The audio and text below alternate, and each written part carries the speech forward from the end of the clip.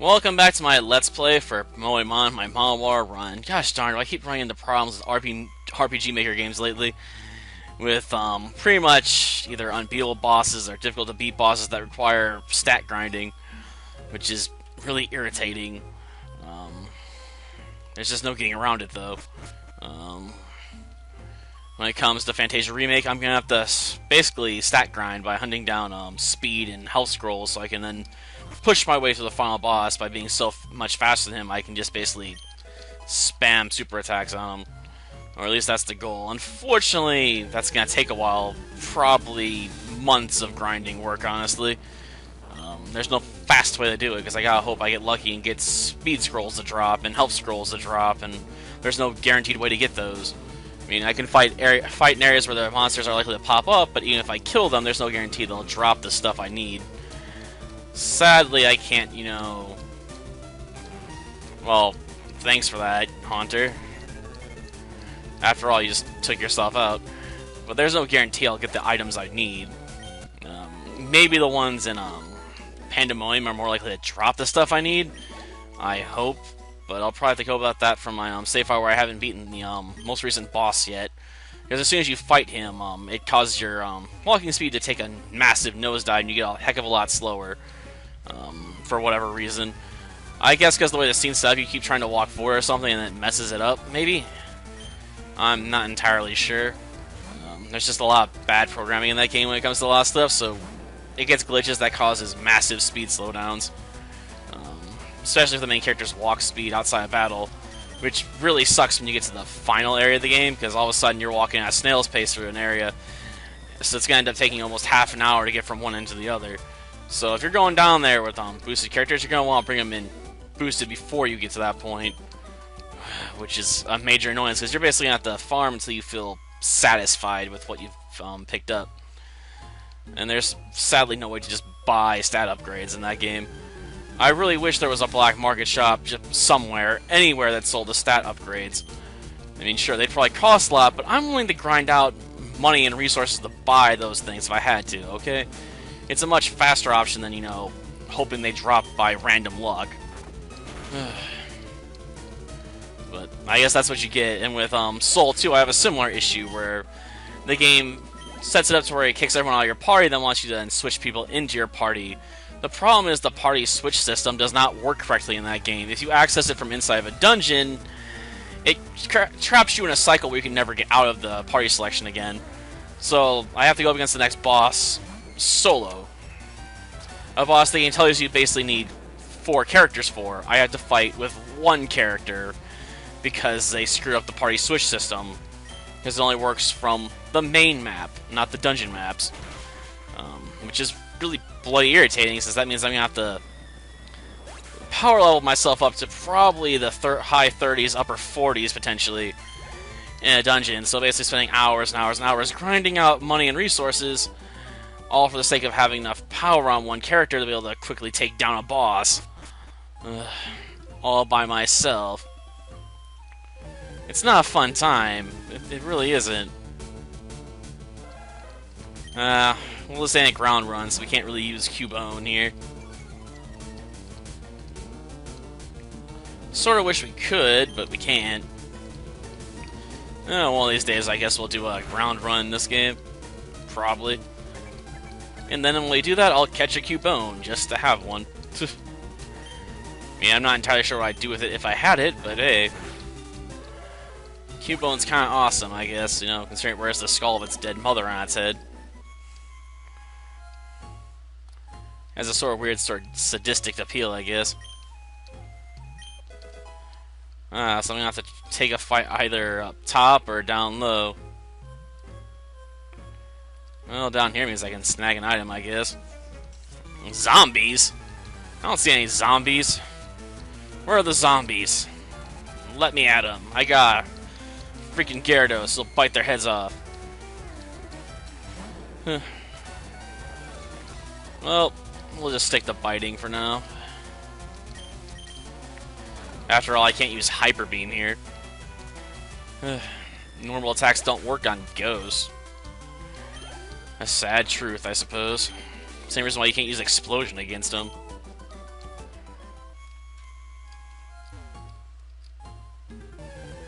Ah, I got caught. Okay. Thankfully that thing's programmed so it won't chase after you, so, you know, don't have to worry about getting trapped in here and needing to use an escape rope or something. We just have to move forward and grab this item and come back, and we'll probably get busted when we do it. It wouldn't surprise me, to be honest.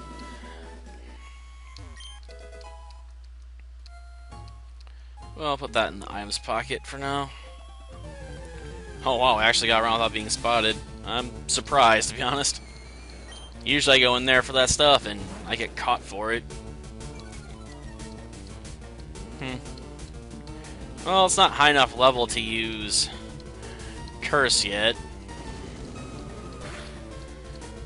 Sadly, that's one of Ghastly's best moves. Sadly, because it means you have to give up half your health to use it. So it's one of those moves you usually have to set up for with Hypnosis. So if you're slower than your opponent, you can get really screwed trying to do that. I would know. I had to fight a lot of Pidgeys and stuff in Generation 2 using that tactic. It wasn't fun. There were some close calls there where I almost lost because I had to hang on by the skin of my teeth using Hypnosis and Curse to take out opponents because, you know, immunity to ghost attacks. Wasn't really fair in my opinion because, you know, I really could have used moves that were off ghost typing, you know, for normal monsters when they showed up. That's the problem with a shallow moveset, though. You're a victim to your own limitations sometimes. It's a sad but known truth. Suppose I should have just walked even with that one stone so I wouldn't have to get there and then go up one. I knew I couldn't avoid this fight anyway. I've done this enough times to know that much.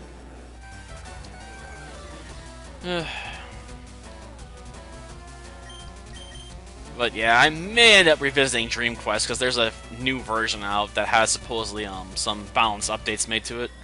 And a new final attack, and I meant to go back and review that one.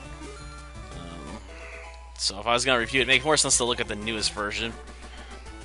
After all, it's meant to be the better version than the previous one. Especially if it's been rebalanced, you know? I'll take the rare candy and put that in my pocket for now. Oh yeah, has C-Flash picked anything up yet? Darn, another stinking berry. I don't want your berries. Darn. I don't know if this one counts truly as a ghost or not. I mean, it is technically a Marowak. But maybe it's a ghost Marowak, so it's still technically immune to my Hyper Beam anyway. Though I'd honestly be surprised if it's programmed that way. Guess we can find out. Hyper Beam. Nope, it's treated like any other Marowak, I guess. Albeit that wasn't good enough to take it out by any stretch of the imagination. Well, what's it gonna do? Use a boomerang? Well, that doesn't affect me. I'm, you know, flying type here. You're gonna have to do better than that, Marowak. Darn, I think my Dragon Rage did more damage than the Hyper Beam did. Use the Hyper Beam again anyway. I don't know, I sort of like the particle effect a bit more than the fire sometimes. I sort of wish it all came out as one massive beam, though. Like, it first forms a ball in front of you, then BAM! You know, it shoots out like crazy. But, you know, what you gonna do? I'm not gonna go in and edit the effect. I don't have those kinds of skills. Or the patience to bother with it. Oh no, it's a Zubat! Whatever shall we do? Well, I can Hyper Beam it, I guess, just cause I could Dragon Rage it and see if it's got enough health to actually survive it. It might. Yep, skin of its teeth, but enough. Darn it. Look at the pretty birdies. Please bite it. Thank you. Guess we should switch, though. Yeah. Not you. Toxic Spray. I don't need Tommy for this. Plus, this way I can try and put some more levels on them so they catch up, you know? Water pulse. Not the best option, I suppose, but it'll do well enough. The best option would be having Ice Beam, but I don't have that yet. Like Golbat, huh? Well, then I guess I'll use Skull Kraken for this. And drop a Hyper Beam on it. I make no guarantees it'll kill it, but I'll give it 50-50 odds, I suppose. I mean, realistically, it's going to kill it or it won't kill it, but I'm not sure how much resistance Golbat really has to physical attacks.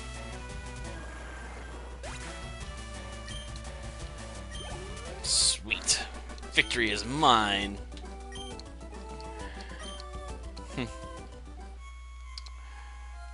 You won't, huh? Well, that's nice, because I'm going to forget who you are soon enough, I'm sure.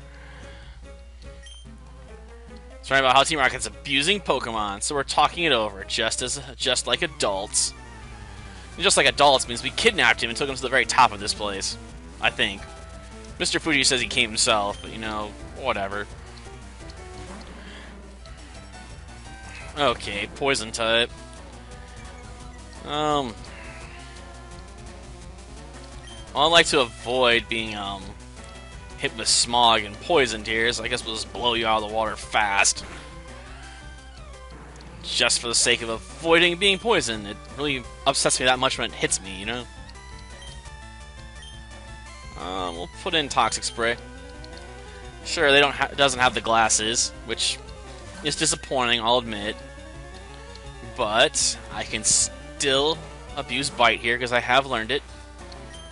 Albeit I think this thing's going to be able to resist it to a certain extent, and I don't get any real power from it. Disabling it, huh? Well, that doesn't matter. I'll just hit you with a Water Pulse, then. Like, almost all my thumbnails from the previous video were Water Pulse attacks. It's kind of crazy. As much as I use Gyarados, I fear I would have had more pictures of, like, Hyper Beams or generic battle settings, or just pictures of me moving around on the map. You're right, they are good for making money. That's why I'm beating all you people up. For the money. I mean, then there's story progress too, but the cash is definitely a bigger factor at times, you know? It's the main reason to fight gamblers over and over and over again. Level 23, huh? Well, it'll probably survive Dragon Rage. And I only got one Hyper Beam left, so I should probably save it for a more worthy target. I don't know if he really has an option like that, but we'll find out. That was pointless. You're not fast enough to go first in the battle, so you can try and make me flinch with that, you know? Nor am I really vulnerable to it. Well, I guess whatever makes them happy, I guess. I figured they would have went with Supersonic. And at least that way they can try and confuse me so I start beating myself up. Okay, Rattata. They not have anything worthy of my time and effort. I mean, come on. A Golbat, a Raticate. Okay, that's gonna hurt a bit. I'll give you that much, but not by enough to matter. Ugh. They're disappointing me here. Use some evolved Pokemon, man. Did I make room for Leer? I'm not sure I'd give up for it, to be honest. Nah. Lowering a target's defense would be helpful, I suppose, to a certain extent, but against most of these targets, it just doesn't matter when I can Hyper Beam out of existence. Hyper Beam is usually your one-shot kill move anyway. Assuming it hits. Ah, joy. Take advantage of this while you got the chance, Raticate. Because I guarantee you're not going to last long. Well, they actually thought to use a Hyper Fang or something again? Well, they're picking attacks, I suppose. I would have stuck with Quick Attack. A bit late to tell me not to fight you Rockets, considering you've already all been beaten here. I think I just did. Well, I already calmed it by beating the ever-loving crap out of it. That's how you calm a spirit, you know. You just smack it silly.